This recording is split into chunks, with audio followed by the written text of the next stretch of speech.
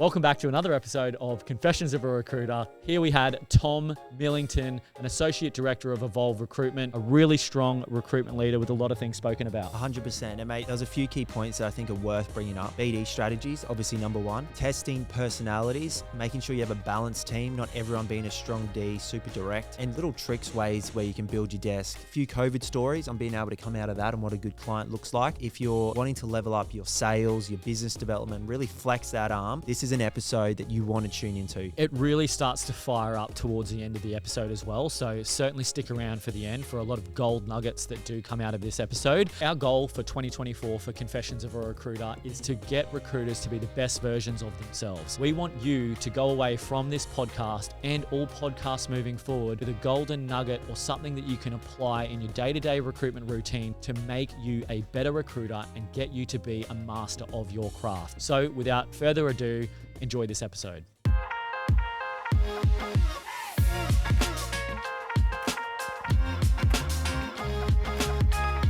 All right, BT, kick us off, mate. All right, welcome back to another episode of Confessions of a Recruiter. We've got Tom, the Director of Evolve Talent. Thanks for joining us. No problem. Happy to be here, you gents. Awesome, mate. So, mate, you've come prepared. This is really good. I reckon you do an intro and let everyone know what we're going to be discussing because, mate, it's going to be good. All right, we'll give it a shout. So a couple of touch points of today is how COVID affected the industry and how basically it highlighted that 360 models are probably going to be, in my opinion, this is just obviously one person's opinion, the better model. Right through to the benefits of selecting clients out of COVID. COVID. And then SOSI testing my employees to make sure compatibility, KPIs, and I want to touch on a bullet point, which is the chicken and egg scenario, which is, should we be calling ourselves recruitment partners or recruitment consultants? Because let's be honest, we all try to partner with businesses, not consult with them, in my opinion. I love that. There's a few really good topics there to talk about. Let's just start with the first one, which is 360, the 360 model. Why is the 360 model a better model than, let's say, a BDM and then an account manager working together with a client? Sure. Okay. So BDMs, yeah, they'll generate the business, drop them into the account manager, and then the account manager then becomes the first point of call. But the reason why the company signed on in the first place is because they developed a relationship with business development. You have to develop trust with a client in this industry, and trust is such an important word. I mean, when I was working for one of my previous companies, we actually had a trust tree up on our wall, and when we felt that we had that client's 100% trust, we put the company's name on a branch. Wow. Okay. So What's the steps you to had get on the you had a branch? mural on the wall, which was a tree. Correct. And it had blank spots where it was like maybe an incentive internally. It sounds like it could have been where as soon as you get 100% trust, you put their name up. Correct. How do you measure that? How do you know if they're 100% trusting? Yeah, what's the term of events that happen before you get on the tree? Obviously, you've got a place with the client first and foremost, but it's not even. It could be countless placements. How that client gets up on the tree is let's all be honest. We know when the client trusts us because generally the first metric and probably the most important metric you can have when you know that the client trusts you is that they come to you first. It doesn't matter about like I got taught by like $1 million biller where I asked him, I said, what's your secret ingredient? He said, when you're speaking to clients, don't ask for all the work, just ask to be the first call. You know, they're going to have other agencies. You need that. If you can't deliver, the client needs to be able to fill that role, and having another agency might be a benefit to them. But it's the trust, to go back, circling back, is the first call. And I think that's super important. And then once you realise that you are getting them first calls, like when I did my time through like electrical and plumbing trade recruitment, and once I saw that these clients were coming to me, Tommy, who's won this project? Tommy, who's hiring staff at the moment, and that sort of thing. And they're coming to me for industry knowledge. They know that they trust me. Well, so we know they trust us, basically. That's how I'd probably highlight the metric when they go up, basically. How many people are on this tree? Well, How many I'm no companies? longer. I'm no longer there. But there was only probably between 5 and 10 because okay. it's a very select few. So to get a name up on that tree was very, very difficult. So Interesting. Was your BD or account management approach to be like, hey, what did we do to get the trust in these 5 or 10, and how can we repeat that through our clients? It was 360, not business development. So like for me, you're asking for me a 360 model of business development and then an account management? No, I'm asking, so you've got the 10 on the wall and you've got 40, 50 other clients who technically don't trust you to the level that these 10 do. Are you then reverse engineering it and going, hey, these are the triggers that we need to create in our client for us to get them on the wall, and that becomes a theme of the agency? Correct. Yep. Yeah. So the best practice, especially within the construction space, is be that knowledgeable professional. Like we all know the term "people buy from people," but it's people buy from people who they can trust, right? And people trust people who are knowledgeable, and that's what I did. So when I was first starting out, I had a couple of softwares which told me which builders won the work, and I just contacted the builder saying, "Can you tell me the subcontractors in here, electrical and plumbing, and then every other subcontractor?" So then I could actually pass that on to, say, my colleagues. And that's basically, once you start becoming knowledgeable in the industry, and it's really funny. Clients can tell when the recruiter's knowledgeable and know what they're doing, instead of going like a big thing which I teach my consultants is, it sounds a bit far-fetched, but the job description scenario. You don't need a job description for project manager, which you've recruited for 20, 30 times. Obviously, it does show a bit of commitment from the client, though. But yeah, I hope that answers your question. Yep. So if we go back to the 360s, the better model, the BDM and the account manager model in comparison, going off what you just said, look, the client signs up because of the BDM. That's who they trust. That's who they go with. And then they get passed over to the account manager. And is there an insinuation there where they probably don't have, well, they wouldn't yet have a great relationship with the account manager? There's not that trust there. So potentially you don't get as much business out of them, or like what are you measuring the success of the differences of the models? Is it billings? Is it better relationships? Like, why is one better than the other? Well, let's be honest. You're both business owners. Business owners generally expect a pretty quick return. And from passing the book along, you're creating another section of trust in that, basically, from the client. So when the business development manager passes it to the account manager, then the account manager's got to establish the same relationship as that business development manager. And the client's got to start trusting them to obviously know what they're talking about. And then they're going through the process. Are these guys knowledgeable? Is this person knowledgeable as my business development manager? So they've got to create another touch point. So is it broken, or is it the fact that you just need to upskill and make sure that there's a smaller gap and there's more trust, and find ways to trigger trust earlier during the handover? You could generally, I notice a lot of businesses were bringing account managers with the business development manager in the meeting, which obviously could solidify that and obviously speed it up.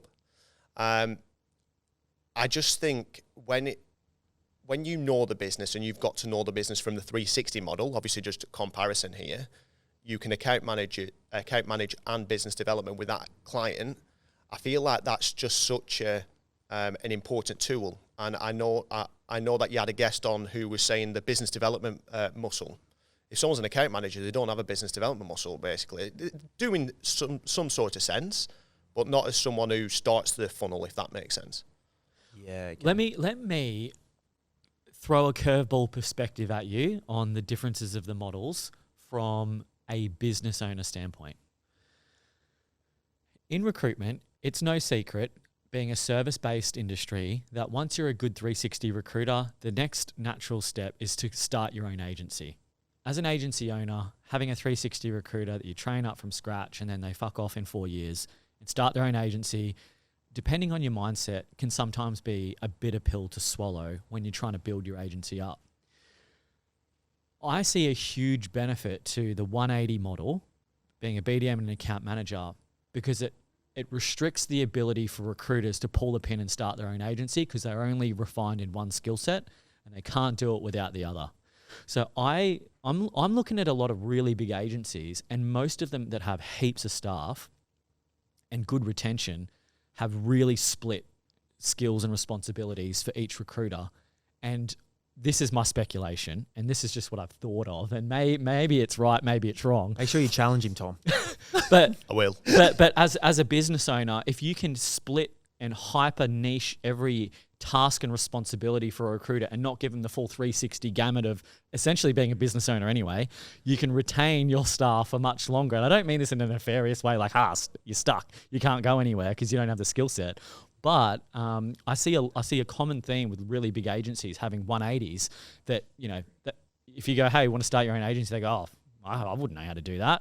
All I do is just get a client to me and I service them, and the rest of the stuff is too out of my scope. What are your thoughts on that? Yeah, I see where you're coming from. I feel like, obviously, just circling back on if they wanted to leave, we're in recruitment. So I think we've got pretty, what do you say? There's a lot of people who've got high turnover. Yep. People jumping for the next $5,000, no idea why, but there you go. Grass is always greener.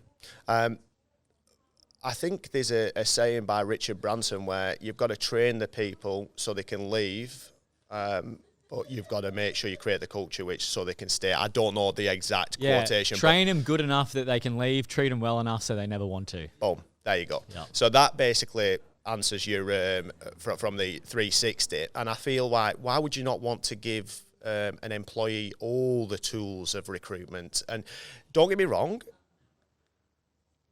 not everyone can be a 360, and it's absolutely fine. Like, I have a offshore resourcer who just does the back end work and that sort of idea and like speaks to candidates, no problem, right?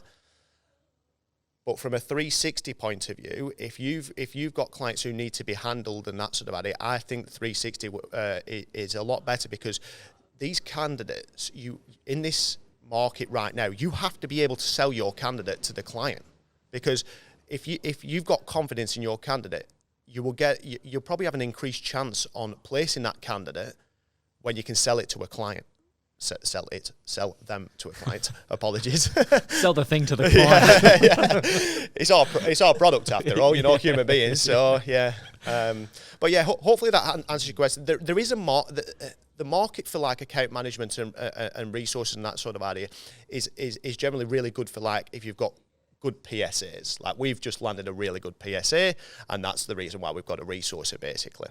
And I feel like there is a market for that, but generally in the construction market for myself, is that all I've seen is that it's been consistent. You're speaking to business owners, project managers, senior project managers, construction managers, etc. basically. And you have to be able to speak to these stakeholders at both ends of the scale, if that makes sense. Yeah, so then you would outsource everything else that you don't enjoy as a BD, because you want to obviously increase. You're the cap on your team, yep, and you're the floodway, like you're the gateway to everyone achieving more. So if you were to then outsource, like you've got your resource or you've got this, but you still maintain your number one focus is building that relationship, keeping that relationship, finding opportunities, and then you could have a resourcer, you could have someone mapping the market, you could have someone doing those other roles, and then your 30 hours a week, 10 hours admin could be just focused on purely client relationships. Correct. Yeah, I like that. I mean, in my agency, everyone's a 360. Yeah. So, sometimes I've toyed with the idea of like, fuck, should I put everyone on 180 and, like really lock them in and get them really focused on just being an absolute like killer at one part of the job. And then, in theory, if they're a killer at just, cold calls and BD, the other person's amazing at just calling candidates all day, that could be a really special recipe. Obviously it works, but I guess the question is, if you're talking about clients, having to start that relationship again becomes, another hurdle for the client and the recruiter to be able to overcome. Yeah, and I think, as a recruiter, it's not just getting a job description, looking at the job description and trying to marry the candidate. Like, I always pitch to client. One of my pitches to clients is basically 70% of my recruitment is based on culture. Is that shoe? It's like the Cinderella scenario, right? Is the shoe going to fit? It doesn't fit everyone. So we need to make sure that we're highlighting that, basically. Okay, so if there are any recruiters out there that are interested to find out what it's like to have a VA support them in their role, whether that be to bill more, reduce tasks that they don't enjoy doing, or be a more effective recruiter in their niche, then we definitely recommend reaching out to the Outsource People or TOP. Reach out to them, inquire on how they can implement a VA in your agency and to support you.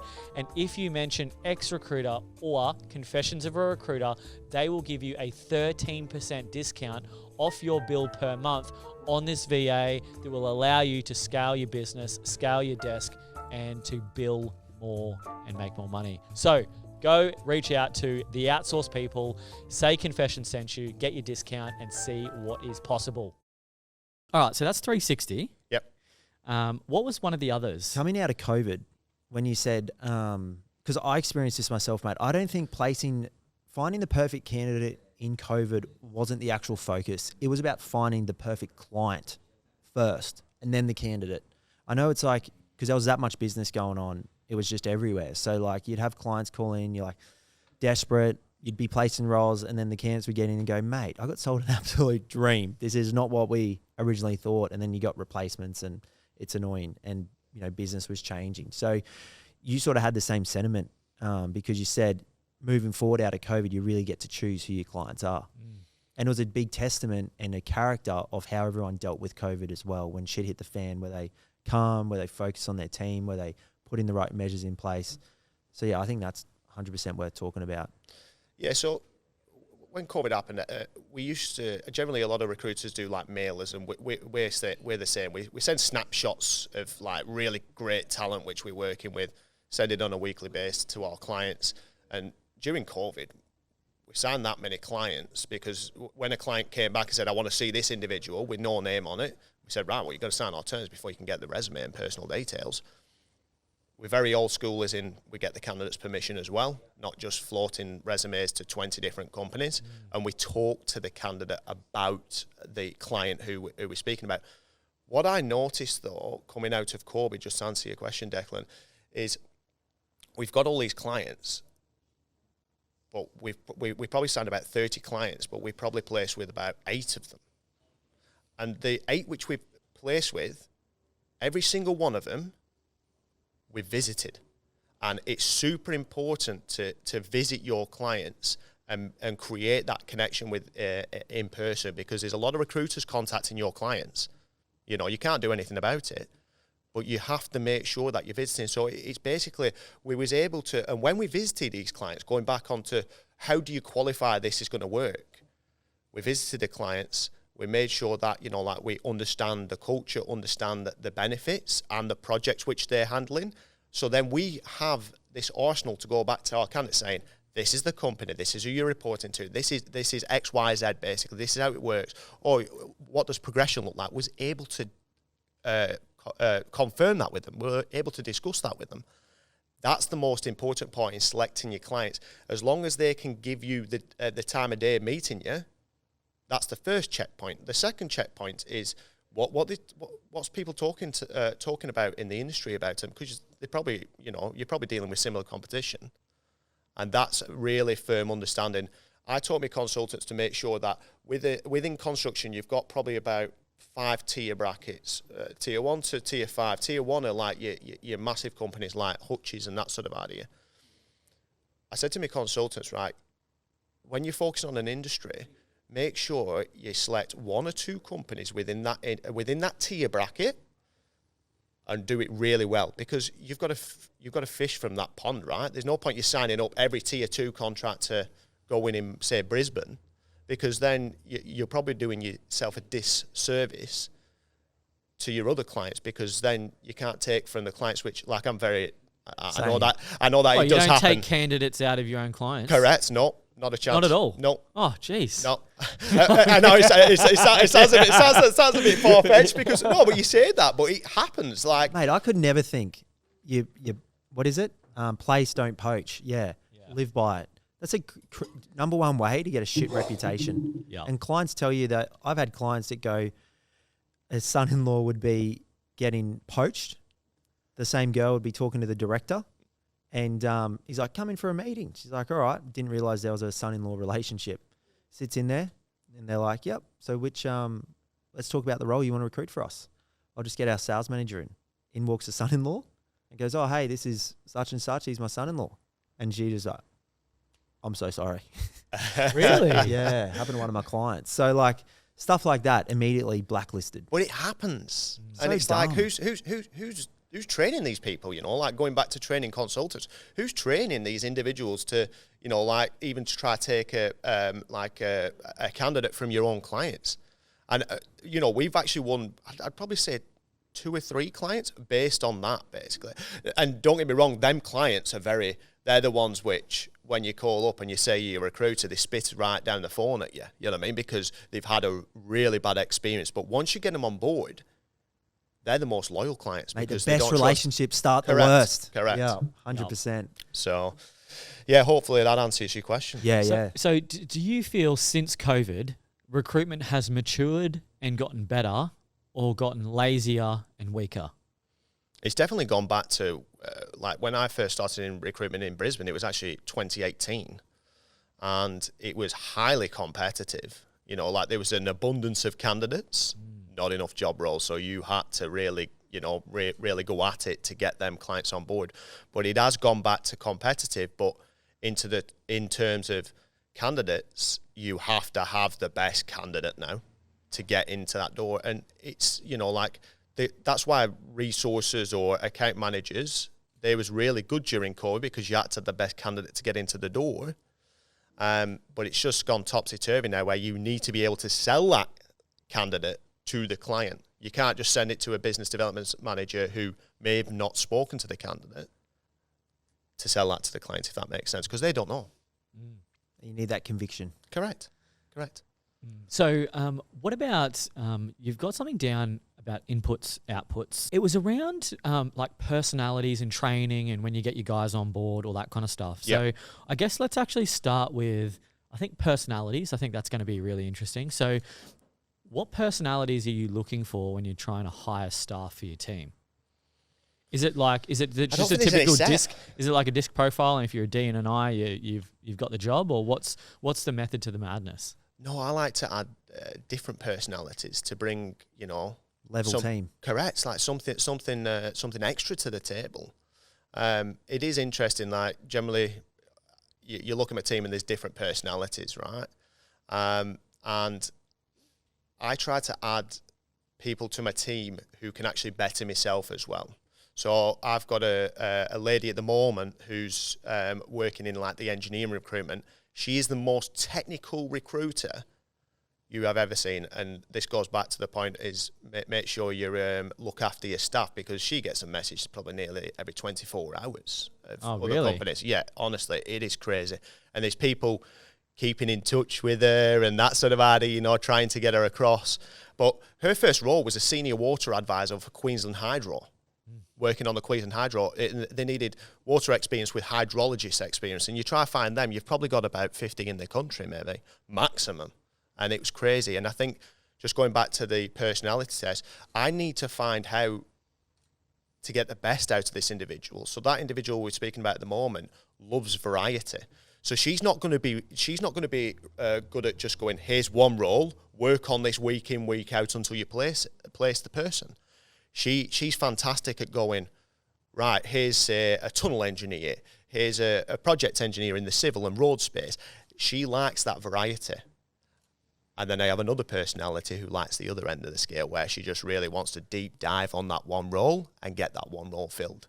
So that's why I make sure, because you have to, as a leader, you have to put different hats on for different people. And I'm not saying manager, leader, blah, blah, blah, blah hat. I'm talking about how to handle their personality. And that's why I do this test, just so I can have a look and see how, what we can, it's not what we can improve on, but it's basically, right, we might need to adjust, say, the pace setting point of view. And then we can work with them as a leader on that, basically. That's why I do the SOSI test, to get them in on board. What's it called? It's called a SOSI test. Sorry. Your accent's throwing me. SOSIE. SOSI test. SOSI, there you go. AC test, mate. I know. I think the Aussie traders has been rubbing off, and then I've got a northern monkey accent from the UK, so it's a bit of a blend. But it really does support when you're trying to deal with these different personalities as a leader. So when you're hiring, are you hiring based on, this recruiter? Well, firstly, do you hire experience or no experience? Depends what you ask me. Because like right now, I'd probably say experience. Okay. Before, I was looking for someone who's got kind of the foundation, but we can build on it. And we've got 2 individuals now who we've got there, and we've invested the time to get them there, and they're doing fantastic. So, but right now we probably need more like a senior, say, for example, in Sydney. Okay, so are you hiring based on what industry they come from, what niche that they've got, or are you hiring them based on the personality that you think you could slot them into? Industry, definitely. Industry. I'm looking for people who have, like I said, had that foundation from a construction point of view, or are experienced, knows who's who in the zoo. And it goes back to the resources which we got from, say, the influx of COVID redundancies, is that their title was a recruitment consultant, but I always ask, say, for example, a rec to rec, or the individual, all right, you said that you billed $300,000 this year. What split was that? What was self-generated and what was PSA? Tell me. And I can tell you, a lot of the people which I got sent, it was like 99% PSA. So they've had roles dropped in, the recruitment consultant or a principal consultant, and that's something where, looking back, who do I hire? I'm after people who have shown, even if they've got, like, say, 50-50, for example, where they've shown that they've balanced that act out, basically. Nice. What do you think is a benchmark for a recruiter? Like, if you had a 1-year recruiter, what are your expectations from a billing standpoint out of them? I don't necessarily, and this is something which I probably sent to yourself, Declan. I don't look just primarily on billings, because you can teach the billings and the output, and this comes back on circling back into the input.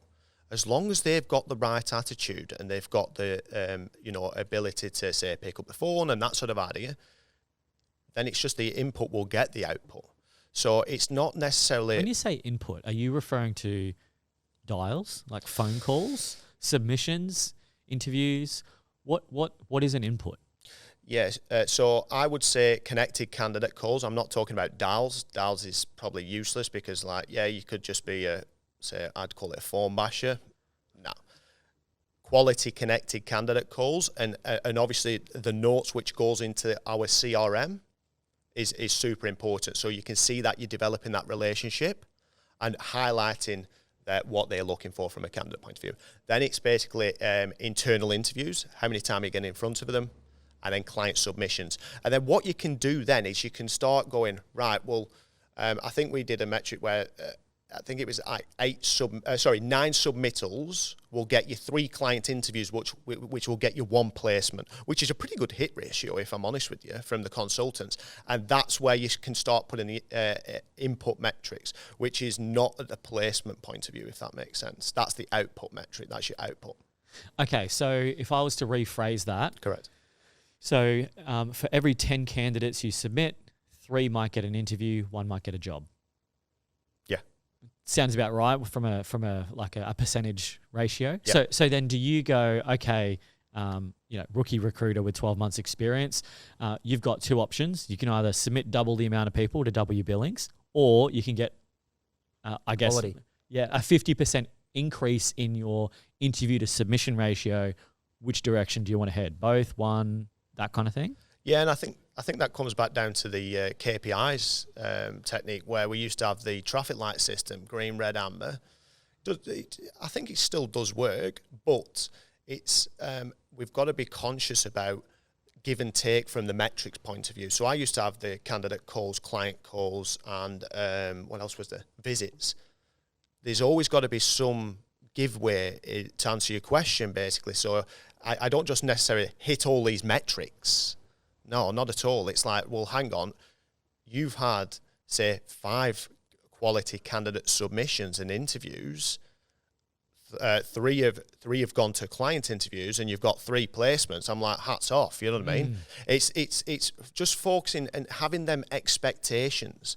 Like, I've been at countless senior leadership days, basically, where we've always talked about setting expectations from our employees. It's super important because if someone comes to yourself and asks you, oh, what are the expectations? You failed. In my opinion, you failed because they've got to know what they're doing, what they're achieving for, how the, what would you call the career ladder looks for them, basically. That's important. And that goes back down to the input, basically. And to jump, obviously, from a career ladder point of view, we don't even deem, say, for example, if you're jumping to a senior recruitment consultant within Evolve, we want to know, is that person at recruitment consultant level showing leadership qualities? Not just a billings point of view. Is that individual showing leadership capabilities? And then they'll get a senior. So it actually, that senior means something to that individual when they're there, basically, and they start mentoring, say, associate consultants and recruitment consultants. Yeah, nice. I like that. So there's always going to be leaders that are within the business, regardless of title. They're just naturally going to lead because of who they are. Yeah, well, you guys want to hone in on that? Absolutely. We want to nurture these leaders, and I think that's, hats off to Evolve. They're pretty good at it. Like some of the names which you've got in the leadership positions are fantastic within their verticals in the industry. And it's just, it's down to trust within internally in the business and the culture. But don't ask me about the culture because the culture's very, very hard to sell, if that makes sense. You know what I mean? How do you sell culture? We're all good blokes. Yeah, that's it. Come and work for us. That's about as far as you beers can at 2 o'clock on a Friday. Yeah, that's it. Or have your whole birthday off. Yeah. Oh God, we went our last senior leadership day. We was like, right, how many mental health days? How many this? How many that? And we went, shit, they're never going to be at work. You know what I mean? They were never going to be at work with how many days we're giving them off here. So we had to obviously really fine tune it. And the culture is basically the people which you're working with, essentially. Can you bounce off it? I don't know the statistic, but I think it's around 75%. If you're around high achievers, you're going to perform a lot better than, say, for example, if you was around low performers, if that makes sense. Yahoo, you hang around. Yeah. Yeah, 100%. And so what about when you are looking for leaders in your business, what are the qualities you're looking for? What kind of like attributes or what are they doing in the office for you to go, wow, this guy's got leadership quality? Unbilling related. Yeah. Yeah, and it has to be unbilling related because your top biller might be an absolute gun recruiter, but they might be an absolute shit leader. They should never manage. Correct. But it's up to the person because, like, it was kind of similar to my journey where I was doing really well at my billings and then I became into a leadership position and I did my boss did a SOSI test on me and my empathy was fucking zero. And I was like, shit, I'm going to have to change that. I went and changed it and I went too far the other end and I had to balance it out basically. How do you do that? How do you become more empathetic? You speak to people who are the other end of the scale, who's empathetic. And my old boss, Kaz Mihaka, we bounced off each other in the office because I was all the business over people at that time. Not anymore, just saying that. She was basically people over the business. And then that's how me and her basically gelled and created a great team. And just bouncing off someone like Kaz is how you create, like, Kaz, what do I do in this situation? I've just had X, Y, Z. Don't need any personal names or anything. What would you do in this scenario? And just learning, because I always ask people who have been in the industry longer than me, who have, say, for example, back in the day, outbilling me, let's learn from them. Yeah. And that's super important. Creating that culture. And did you get kindness for weakness when you went too far empathetic? Correct. Yeah. Really? Yep. Hands down, I think you have to have a great blend because, and in all honesty, I'm pretty sure one of my consultants said, Tom, you need to, toughen up a little bit more on my KPIs. And I went, right up. See you on Monday. So, yeah, it is. I think it's having that blend and even asking for feedback. That's one of the reasons why I did so well in the electrical and plumbing space, is because at the end of every financial year, I went to my clients and candidates and said, what can we do better? Obviously, candidates always said, pay me more money. But when you got down to the brass tacks and you actually spoke to the individual even further and got to know them, it might have been, I was worked more shirts more often, for example. And that's how you progress in the industry. Asking for the feedback is super important, whether it be peers, clients, candidates. Feedback is super important for you. It doesn't need to be feedback on every bloody placement or feedback on every candidate. It's just getting feedback, say once or twice a month. That's super important. And mate, I'm a big fan of client rules. So like, picking your client, do you have any that stick out to you as a reason why those 8? Because I think it's really, everyone needs to know everyone's got to know what they should be doing, but it's really important to know what you shouldn't be doing. So would you know any like client rules that you guys have that, hey, they've got to tick these 3 boxes for us to want to work with them in the first place? Or do you have any like of that methodology, thought process? Sure. Yeah. First massive red flag why I would reject a client is probably a good one to highlight, because I rejected a client just before Christmas where they went through our terms and condition with a fine tooth comb and read everything and said this is non-negotiable. And it goes back to the conversation which I said at the beginning, where are we a partner or a consultant, right? And we are a partner. We're a recruitment partner, right? So I'm trying to partner with these businesses, work with these businesses and find them the best staff. So they should be working with us. So when someone rips apart my terms, no problem if they did it. I think I went back to them and said, you can't have this, you can have this, you can't have that. But if they came back and said, no, the rip apart is final, I'll go, I'm sorry, I'm going to shake hands, I can't do it. Because sometimes the excuse is, I've got 5 other agencies which has agreed to it. Well, why are you speaking to me then? You're speaking to me for a reason, because I've got good talent on my books. That's the difference is why, that's why we'll reject clients. Another reason is if the client is just not moving quick enough. If they don't move quick enough in the recruitment process, it's so frustrating for a recruiter when that candidate is now, gone because they've been sat on their hands. We've just literally had one recently. I mean, the longest which I had, and luckily I managed to get this placement, it was 6 months down the track. Wow. And I'm like, you're now coming back to them because you've won a project and you want them on it, but you interviewed them in January, it's June. You know what I mean? And honestly, that's super important for us, is that these clients are moving quickly for the candidates. Now, I'm not saying interview them and hire the next day. You've got to take your time to think about it. But generally, maybe 2-3 weeks as a process, like 1 or 2 interviews and then, consider them internally. That's got to be done. Yep. So a big topic that always gets brought up with our podcast is doing business development, whether that be how to approach a new client, scripts, wow moments, routines and habits. Do you do BD every Tuesday? Everyone in the office comes in their activewear and they smash out the phones for 4 hours to do a BD blitz, things like this. Do you have any like rituals or things internally that you do to help cultivate a BD sales mentality in the office? Ooh, that's a good question. I would basically say that I create kind of a marketing idea in the consultant's brains where, we have to keep our brand in front of this client's name. Because when someone sees repetition from a brand point of view, they start getting familiar with that brand and then start thinking, all right, well, let's give Tom a shot at doing my recruitment. From a business development mentality, I wouldn't say that I sit here with a notepad and pen and count how many of these individuals are making from a business development point of view. Absolutely not. No, because that's basically just micromanagement waiting for them, waiting for them to do the job, essentially.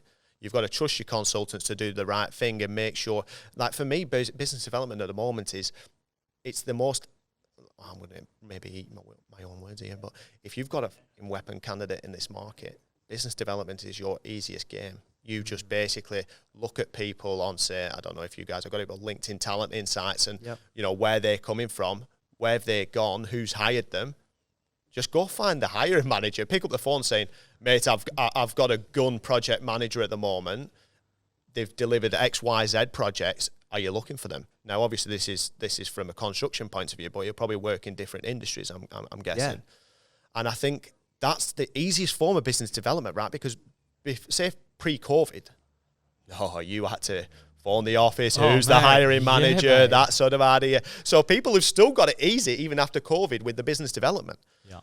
You do need to keep flexing the muscle, so to speak, as in like, you know, making sure that you're still connected with the clients. But sometimes I just change it up, you know, give people a variety, you know, send a mailer out, send a text mailer out, send a, you know, text to personalize to that buy-in because that buyer, because I know that this candidate's going to be knocking out the park. Because say for example, I know this client's taking between 30 and 45-year-old project managers. Sometimes they do judge like that way, let's be honest. I'll just give them a text or give them a call. Simple as that. And then all of a sudden, they'll give me a call two seconds later saying, Tom, I'm interested. What's going on? When can we get him in for an interview? That's another trust as well, by the way, is when they don't need to see a resume to interview your candidates. Yeah. Okay, so what about this then? So you're saying that the best BD strategy is having a great candidate? I would say so, yeah. In this market, yeah. If you have, and I'm not talking, because during COVID, I used to say you could have between 5 and a 7-point candidate out of 10, and they'd fucking take him. Yeah. Whereas now, you need an 8, 9, no one's a 10, 8 or a 9, just to get through that door or speak to a buyer or speak, even cold calls like business development.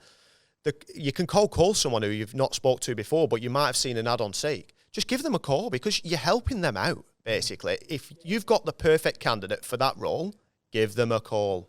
Where do you get the perfect candidate? Oh, depends which recruiter you're speaking to. Okay, so let me paint a bit of a picture, right? Yeah. So I'm a recruiter. I'm recruiting in construction. I've started today. I've got no desk. My job is to build my desk up and get some clients, get some work on, fill some jobs. If I needed to get a fucking gun candidate to confidently go into clients and be like, hey, here's Joe Smith doing $10 million projects. He's ready to go. He's got low salary expectations. Do you want him? How do I get Joe Smith? Are we just like cold? Because then all of a sudden you're doing BD to candidates. Are you just cold reaching out to potential candidates or putting a job ad up? Hey, this is a new job, trying to get some flow of candidates. Where are you getting these candidates from? Well, you know which industry you're going into. And let's be honest, I know that there's some recruiters on Seek post phishing ads for candidates. They don't have a role. They just put in an ad on Seek to keep the talent flow. I'm pretty sure we could probably count on two hands how many ads we put up in a 6-month period. Because one of my selling points here is, to clients, should I say, is a Seek ad will cost you about $300. I'm not going to go do that. I'm going to find you the person which the Seek ad's not going to generate, and they're the non-active market, so to speak. They're the people which they're going to spend, your percentage fees on for a recruitment fee, should I say. From a cold slate, I've done it before. Like when I was at my previous business, it was they didn't have an electrical presence.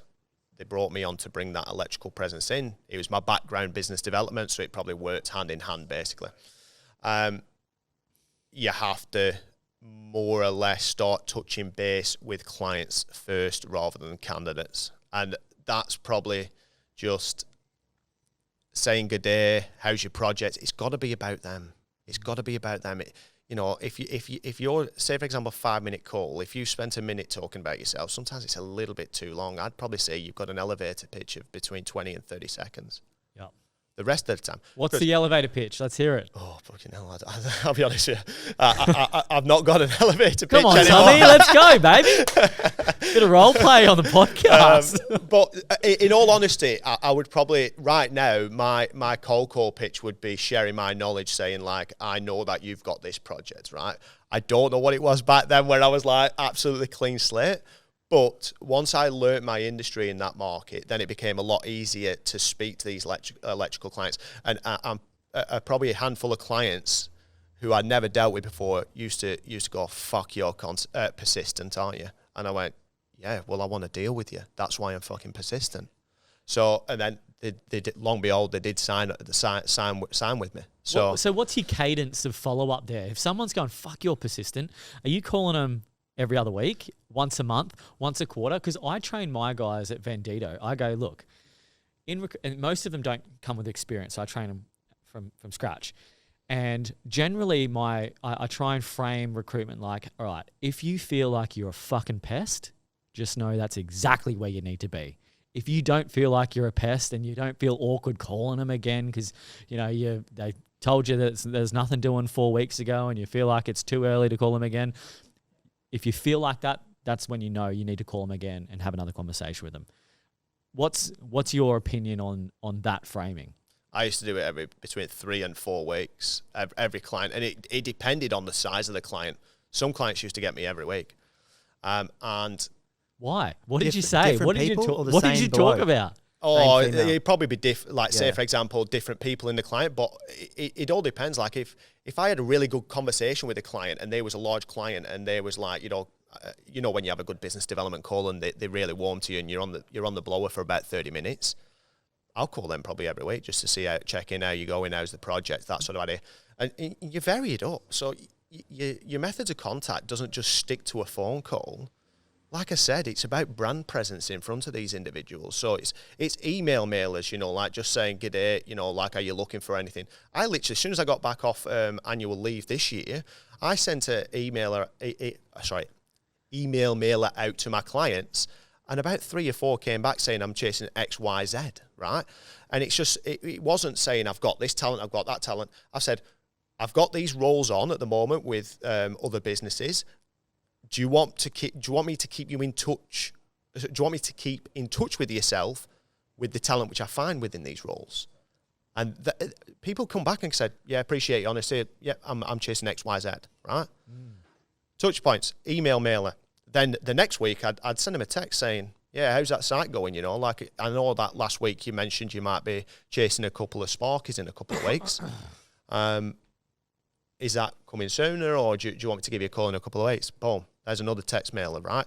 Third, I could even say, listen, I'm going to be in the area. Can I pop into the site and just say good day? And then fourth is your phone call again. It's as simple as that, just keeping consistent contact with them. And they do say you're persistent, and you're absolutely right, Blake. Consistency is key in anything, right? It's consistency is key in recruitment. Consistency is key, at home and health and that sort of idea, right? As long as you do it, it's the input to get the output again, right? Consistency, and that's the business development basically. Yeah, I don't know. When you frame it like that, the daunting part, I think, is the unknown. They think they're just going to sit there and bang out 50 to 100 calls and just have some generic pitch and get rejected all day. Well, if you were to come to someone with a tangible value add, not very often is the director of a business would shoot you down. Go, no, you dickhead. We don't need you. What do you reckon about this? I did a workshop for Vendito last year. This is just changing like directions a little bit here. It's still on the BD front. So we did a workshop with Vendito last year, and we've got an internal incentive that everyone has to write down their 20 dream clients, no matter how big they are, in each of their niches. And the incentive is whoever does the most amount of deals inside those clients gets a $5,000 bonus at the end of the year. So, Amy's in A&D, Brian's in hydraulics, Josh is in access equipment hire. So we've all got our little kind of niches in sales. And it's whoever lands the most amount of those people in 20. What do you reckon? Do you reckon that's a good little incentive? Absolutely. Yeah. And go. Yeah, I thought so. That's why I shared it. Go. Skin on the 5K, but I think we have an incentive. Our top biller gets a 10K travel voucher from a top billing protector, which is good. But you are incentivizing people with the commissions, right, as a recruiter. Do you know what I noticed? Like, people are actually more incentivized by vouchers. Say, for example, we ran a campaign very similar, it was more like a weekly campaign, but $50 to $100, per week if you hit X, Y, Z numbers. People were more keen on, say, Coles and Woolies vouchers to do the grocery shopping, you know, than, say, for example, taking cash home, if that makes sense. And I was like, fucking hell, there's something there, isn't it? There's something there. I'm doing that. Because free groceries this week for most send-outs. Yeah. Most interviews booked, $100 Woolies voucher. Let's go, baby. People will fucking do it, and I can tell you now, people will do that. People will do that. Because, mate, you feel good walking in knowing this is all free food. Let's go. Who doesn't enjoy free 100%. food? Free fuel. Yeah. Yeah. Because, you know, when you say that, it makes me start drawing back to, who did we have on the podcast in marketing? He was a fucking genius. Simon Simo. And we were talking about business development from a marketing perspective. You know, we never see, and you might never see, a recruitment agency doing a paid ad. You know how you get like people selling shoes and all sorts of coaching courses, all that shit in your ads? There's no recruitment agency going, hey, we recruit this, you know, talk to us if you need a construction manager, whatever. And so I was just talking to him about it. I was like, oh, look, you know, put a bit of money behind the spend, see how many jobs you can get, blah, blah, blah. And he made a really good counter argument to that. He goes, why the fuck would you spend $5,000 on ads that you don't know who's seen it? You don't know where it's going to come back to you. Why wouldn't you just select, let's say, 10 or 20 companies or hiring managers and spend $250 on a kick-ass gift, send it to their office, and then BD call them the next day? And instead of spending $5,000 on random ads and fucking pumping out cold calls, you just go, all right, I'm just going to send them a cool basketball because I know they're into basketball, signed by the Brisbane Bullets or something. And then go, hey, mate, did you get that basketball? And boom, you're straight into the client that you've never been able to get into because you've just dropped a bit of money, a targeted gift, and that's a good BD strategy. What are your thoughts on that? Too fucking easy, that, isn't it?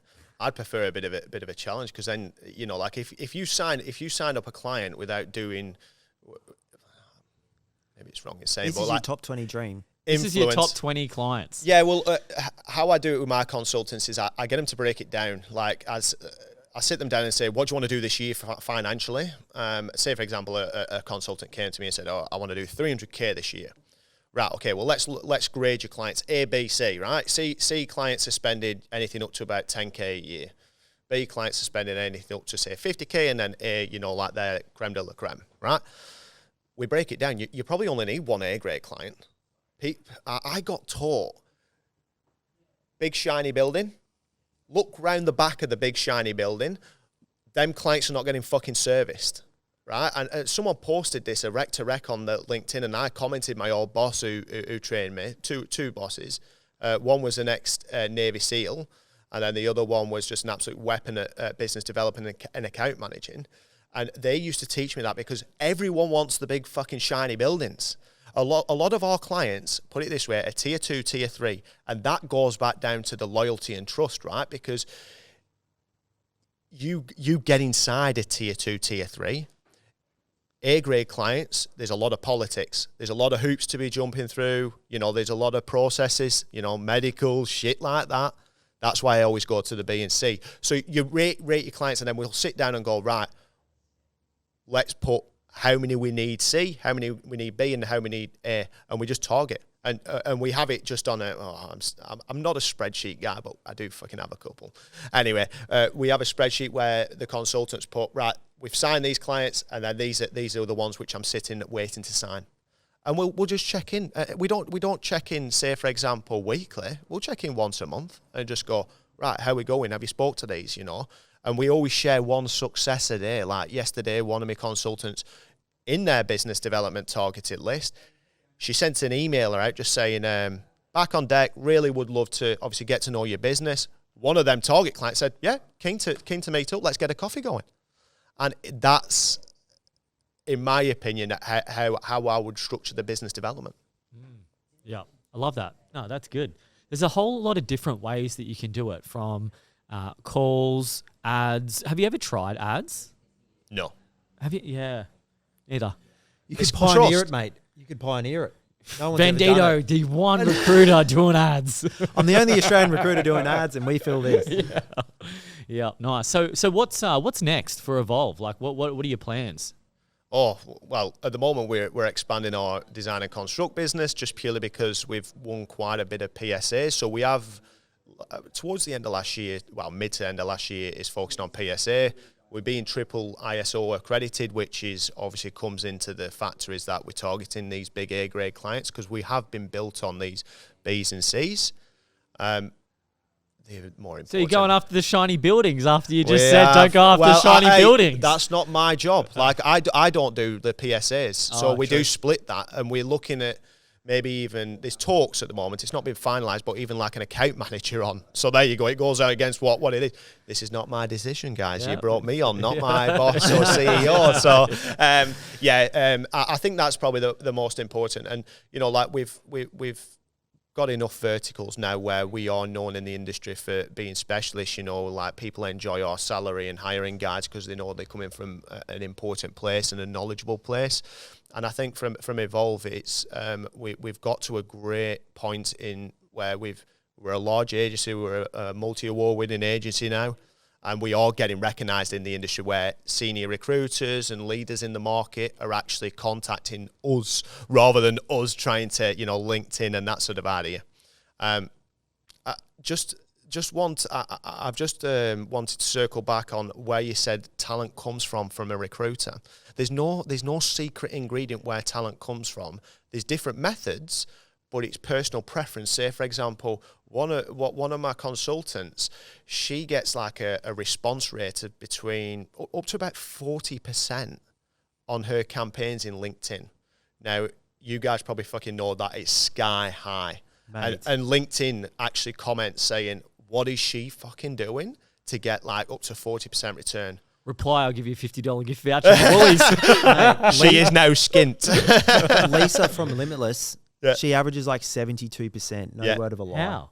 Huh? I don't know. You know what? Okay, fair call. I blasted out this in-mail campaign like 2 years ago. I think I had like 12 recruiter licenses and I only had like 4 recruiters at the time because this is COVID and a lot of people ended up leaving Bandito. But I had like 2,000 in-mail credits because it's all like kind of bunched up.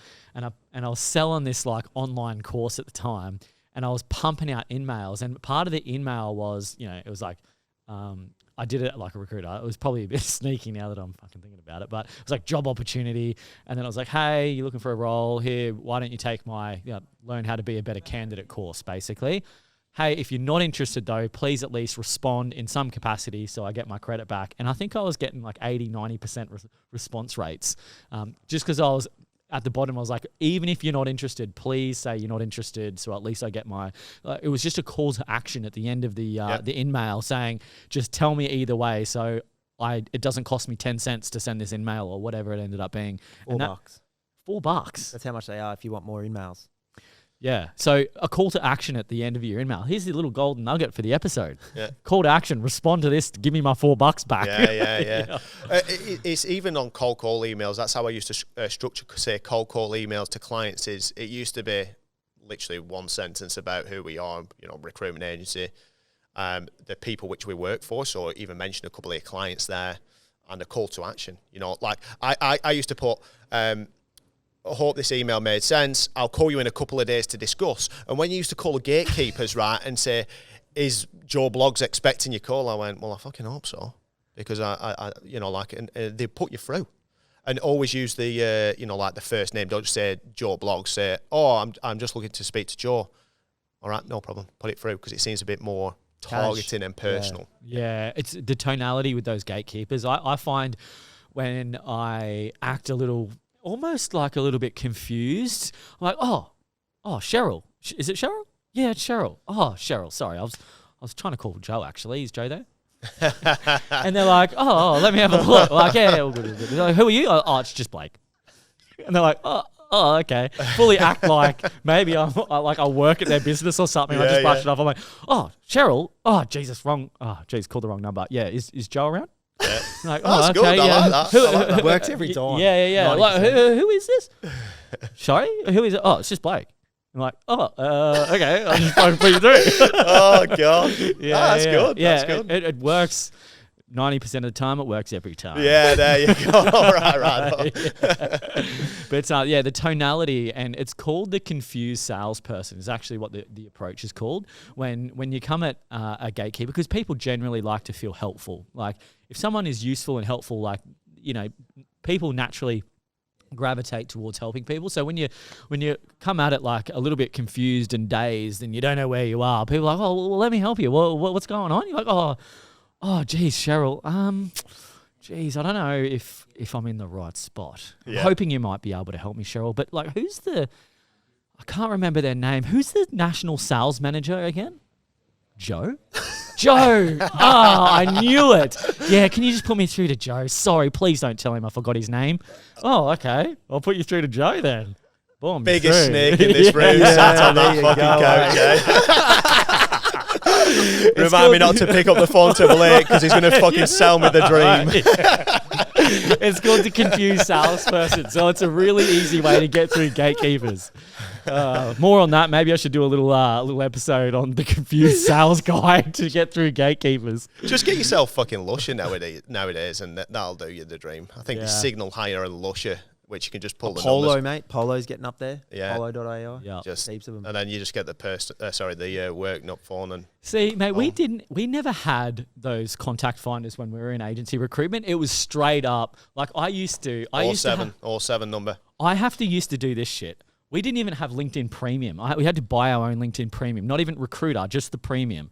And so I was recruiting a sales role in dental one time, and I'm like, how the fuck do I find some dental salespeople? And I just Googled all the manufacturers in dental, and then I would just call up and pretend I was a dentist and be like, hey, yeah, one of your reps came and saw me the other week. I can't remember their name. They're like, Joe. I'm like, oh, Joe. Joe doesn't sound familiar. Is there any other reps? Oh, yeah, Sally. Yeah, Sally. Might have been Sally. What's Sally's last name? Oh, Sally this. But, oh, okay, cool. Oh, yeah, can you put me through to Sally? No, okay. Then you call up and go, hey, Sally's so-and-so there. And that's how you would find your candidates, because you're just trying physically market map everything. Yeah, because you literally have to call the main line, act like a confused client, like whatever, and then just try and get all the names of like their sales reps, their sales team. Because generally salespeople, you know, their job's to be able to get a hold of people and people to get a hold of them. So it's typically a little easier for salespeople. They just give out their numbers. But that was the grind when I first started. It was like just fucking call through the main line, figure out who all their sales reps of their team are, call them then, and then pitch them. And now with all these contact finders, like my team, they go, Zoom Info didn't find their contact number. Can't ever get a hold of them. And then they move on to the next one. I'm like, just call through the main line and just fucking ask for them and do some investigative recruiter work. Yeah, I used to... When I was starting the electrical business for my previous company, I used to just get the, I'd search, say, electrician, and then I'd put the company name who I wanted to target into the Boolean and download their resume. And long behold, you know, like they've got a reference there, project manager at XYZ. Hello, that's who I need to speak to. It's as simple as that. There's so many different tools, and like, there's a tool now which we have which does our reference for it. Referoo? Yeah, I don't use it. I think to myself, it should be on the phone. It's a brilliant opportunity to speak to people in the industry, even if you're not going to sell to them, or you know, like even if it's not a contact for you. Gaining their knowledge is fucking super important for your development within that industry. So that's why I used to just always just do my references, everything like that. Very old school. And let's be honest. One topic at the moment which we're discussing internally, do we do references? Like, I know it sounds really fucking far-fetched, but it's probably one that... Bullshit, mate. It's someone sat in a pub with his fucking mate sinking a schooner of gold. You know what I mean? It's as simple as that. And I'm like, it's getting a bit, how you going, in my opinion. But if you can do off the grid, so this comes back down to your industry knowledge and how far you're into that industry, you can just do an off-the-grid reference, you know, just call up the fucking construction manager instead of the foreman, for example, and then you're getting a more accurate view. Yeah, 100%. Well, mate, this has been such an electric way to kick off the year. Mate, thanks for coming on. I'm enjoying the morning pod. I reckon they're going to stay. The morning pod's good. I know you haven't experienced the afternoon pods, but generally after 12 hours of fucking getting through gatekeepers and then having to jump on the pod, mate. It ends up being, you got to try and find the fire to get the energy back for the pod. But in the mornings, it's good. There's good convos. You've highlighted some really good strategies and things that you guys do at Evolve, which is really interesting as well. So, mate, really appreciate you coming on and sharing it all with us. No dramas. Thanks, gents. Thanks, Tom. Appreciate it. Thanks for tuning in to another Confessions of a Recruiter podcast with Blake and Declan. We hope you enjoyed and got a lot of value and insights out of this episode. If you do have any questions or you would like to recommend someone to come on the Confessions podcast, we would love any introductions. And remember the rule of the podcast: like, share, and recommend it to a friend. Until next time.